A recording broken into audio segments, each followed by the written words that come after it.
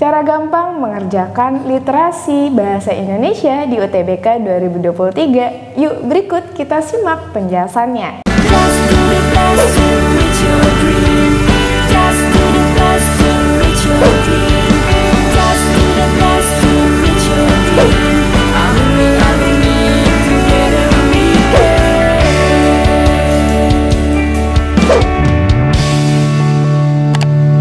Mau belajar TPS UTBK 2023 versi kurikulum merdeka? Ikut kelas online di GP Media aja. Kamu bisa belajar 4 subtes TPS dalam 20 kali pertemuan dengan benefit ebook, 12 kali tryout, dan masih banyak benefit lainnya. Harganya 350.000 aja loh. Ayo buruan daftar dan jangan ketinggalan. Kapan lagi kamu bisa ikut tryout UTBK gratis di GP Media kalau bukan sekarang? Siapa aja bisa ikutan loh, jadi jangan sampai ketinggalan. Bagi kalian yang lagi cari tryout UTBK dan ujian mandiri untuk masuk PTN, gak usah bingung karena GP Media menyediakan tryout UTBK dan ujian mandiri untuk beberapa PTN ternama di Indonesia. Mulai dari harga 25.000, kalian sudah dapat ribuan soal prediksi, video pembahasan, dan ada kelas online juga loh. Tunggu apa lagi? Yuk daftar sekarang! Assalamualaikum warahmatullahi wabarakatuh teman-teman. Balik lagi di GP Media Channel dengan aku Kak Rahmi. Nah teman-teman, hari ini kakak akan ngebahas prediksi soal TPS UTBK Literasi Bahasa Indonesia 2023. Seperti apa soalnya? Yuk berikut kita simak penjelasannya. Baik teman-teman, kita lihat nomor pertama. Pernyataan berikut yang tidak sesuai dengan teks di atas adalah. Jadi teman-teman, kalau yang ditanyakan adalah pernyataan yang tidak sesuai, jadi teman-teman harus membaca dengan seksama seluruh isi teksnya.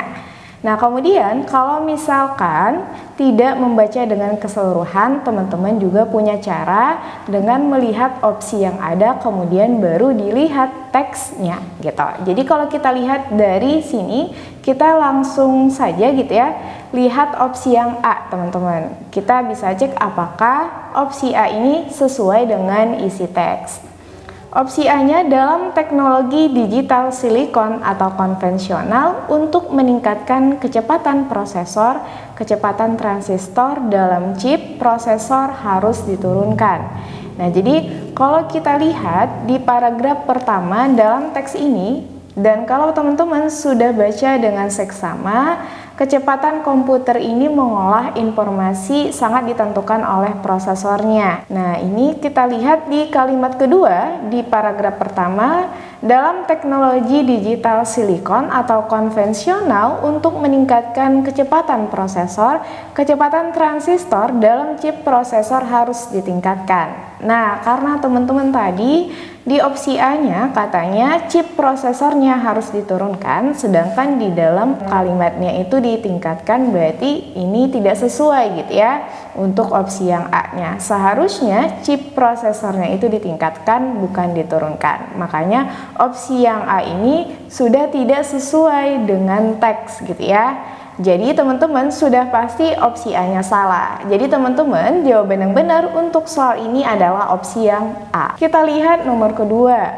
Kecepatan pengolahan informasi masa depan dalam sistem komputer yang berteknologi digital silikon seperti sekarang tidak akan lagi diharapkan maksimum karena.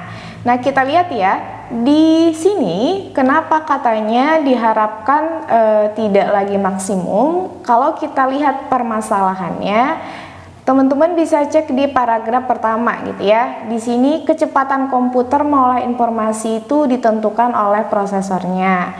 Nah, dalam teknologi digital silikon konvensional untuk meningkatkan kecepatan prosesor, kecepatan transistor dalam chip prosesor itu harus ditingkatkan gitu ya. Nah, di sini teman-teman kecepatannya itu harus ditingkatkan. Kemudian di kalimat ketiga ini dikuatkan, upaya meningkatkan kerapatan transistor ini tidak mungkin dilakukan terus-menerus tanpa batas karena suatu saat pasti akan diperkecil lagi. Jadi kalau misalkan kita lihat kalimat ketiga ini di dalam paragraf pertama gitu ya, berarti ini sedang terjadi masalah gitu. Kenapa? Tadi kecepatan pengolahan informasi masa depan dalam sistem komputer yang berteknologi digital silikon seperti sekarang tidak lagi diharapkan maksimum, karena balik lagi suatu saat pasti akan diperkecil lagi gitu ya kerapatan transistornya, dan itu tuh tidak mungkin dilakukan terus menerus. Nah berarti ukuran transistornya ini nanti suatu saat tidak dapat diperkecil lagi seperti itu. Nah makanya ada kalimat keempat, pada keadaan ini perlu ditemukan teknologi baru, teknologi kuantum untuk meningkatkan kecepatan prosesor. Nah, jadi kalau kita lihat dari opsi yang disediakan gitu ya, kenapa tidak bisa diharapkan lagi maksimum? Karena tadi ukuran transistornya tidak dapat lagi diperkecil. Nah, hal itu ada pada kalimat ketiga pada paragraf pertama. Jadi jawabannya itu adalah opsi yang B. Ukuran transistornya tidak dapat lagi diperkecil seperti itu. Oke, kita lihat nomor 3-nya. Untuk meningkatkan prosesor pada masa yang akan datang diperlukan teknologi yang disebut dengan kuantum, yang cara kerjanya sama sekali berbeda dengan komputer konvensional saat ini. Pernyataan di atas terdapat pada paragraf. Nah, jadi teman-teman dibaca lagi dengan seksama teksnya gitu ya. Nah, kalau teman-teman sudah baca dengan seksama, kita akan menemukan bahwa kalimat di atas ini gitu ya, untuk meningkatkan prosesor masa yang akan datang diperlukan yang disebut kuantum ini ada di paragraf pertama gitu ya.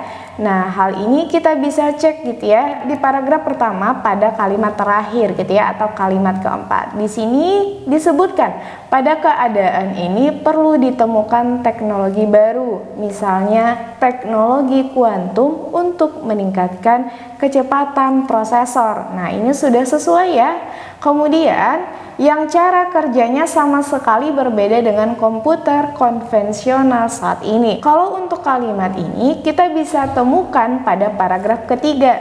Nah, di paragraf ketiga ini ada pada kalimat terakhir gitu ya, atau kalau misalkan kita cek lagi ada pada kalimat kedua. Di sini disebutkan komputasi kuantum ini nantinya diharapkan dapat melahirkan teknologi kuantum yang memungkinkan terobosan teknologi di masa depan atau komputer kuantum yang bekerja dengan cara yang sama sekali berbeda dengan komputer konvensional yang dikenal saat ini gitu ya. Nah, di mana Kak? Di sini juga disebutkan gitu ya. Berarti untuk teks ini atau kalimat nomor 3 ini, pernyataan di atas terdapat pada paragraf pertama dan ketiga gitu. Jadi jawabannya adalah opsi yang D. Nomor 4. Max Planck, seorang fisikawan Jerman yang secara tak langsung melahirkan teori. Nah, teman-teman bisa baca dengan seksama lagi ya, untuk teksnya sudah disediakan.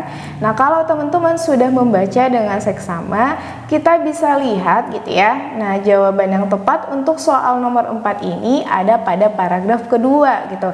Nah, jadi di paragraf kedua ini pada kalimat kiranya tidak berlebihan jika dikatakan bahwa istilah kuantum pertama kali diperkenalkan oleh Max Planck gitu ya, seorang fisikawan Jerman dalam teori kuantum cahaya. Nah, jadi dalam teori kuantum cahaya untuk menjelaskan radiasi benda hitam secara tidak langsung, teori inilah yang melahirkan namanya fisika kuantum yang mempunyai efek dominan pada sistem dalam skala atomik.